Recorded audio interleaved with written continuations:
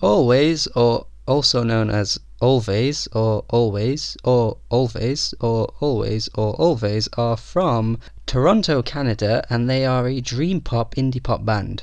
Their debut album that came out 3 years ago is an album that I still absolutely love and cherish. It was a very jangly pop album with a lot of beautiful melodies, and the choruses just soared so blissfully.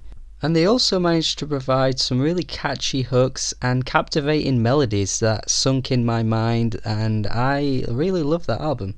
It managed to make quite a few year-end lists and also made mine too, and they are back here with their second album titled Antisocialites. And like with the War on Drugs album A Deeper Understanding, this release is basically more of the same as their previous release. I don't really feel like there's that much difference between this sophomore album and their debut, and if you did really love their debut, then you're probably going to love this as well. But this album has something missing, and what's missing from this album is those catchy, soaring choruses.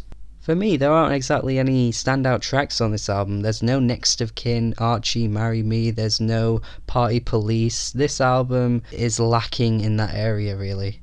So of course this album hasn't quite sunk in my brain like their debut, and it actually highlights quite a flaw with Alvvays as a band, in that they've pretty much turned into a one-trick pony.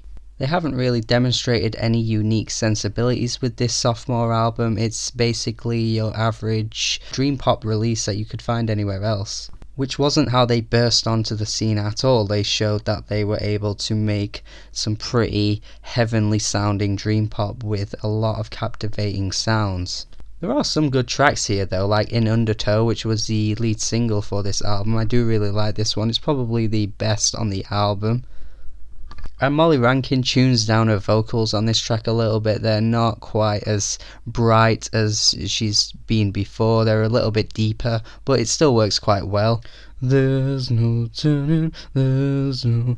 Your Type is a pretty good track as well. I love the drumming on this song and her voice on the chorus. It actually reminds me of this Russian band called Pink Shiny Ultrabass, who do this great shoegaze sound, and this track really reminds me of that, especially in the drumming. And Saved by a Waif is a highlight for me too. Other than those songs though, there's not really much to say on an individual level on this album. It just, it's not really an album that's filled with standout tracks. In no way are they bad by any means. I wouldn't say anything on this album is remotely close to being bad, but it's just alright. Although it is very similar to their debut, it also feels like quite a considerable drop down from their debut too. This isn't bad music though, it's pretty decent. I'm just hoping that they switch things up on their next release to make a more interesting album. I get the feeling that in the future they'll clean up their sound a little bit in an Angel Olsen type fashion, but until then I'm fine with their debut, and this is an okay album, so do check it out if you like dream pop music. In all fairness, it probably is one of the better dream pop albums you'll hear all year, but for me I'm going to say this album is a C. If you did like this review, then make sure you hit that subscribe button. Let me know what I should review next, and have a good day.